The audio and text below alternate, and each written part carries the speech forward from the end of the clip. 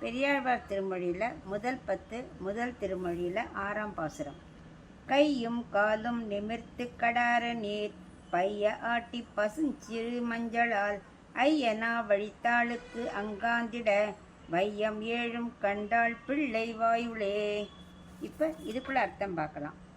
பெரியாழ்வார் யசோதை கண்ணபிரானை இப்போ குளிப்பாட்டுறதான் இந்த பாசுரம் சொல்கிறது. எப்படி நீராட்டும் போது ஒரு பெரிய அதிசயத்தையும் கண்டதையும் இந்த பாசுரத்தில் பெரியாழ்வார் விளக்கிறார்.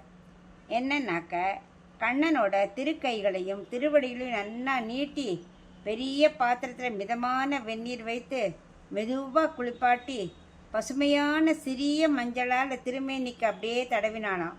அதுக்கப்புறம் குழந்தையோட வாயில் மெதுவாக கை வைத்து நாக்க வழிச்சா. அப்போ தான் ஒரு பெரிய அதிசயமே நடந்ததாம். என்ன, வாயை திறக்கும் போது 7 உலகங்களையும் அந்த திருவாயில கண்டாலாம் யசோதை. அதை பார்த்து வியந்தே போனாள் அப்படின்னு பெரியாழ்வார் இதை வர்ணிக்கிறார்.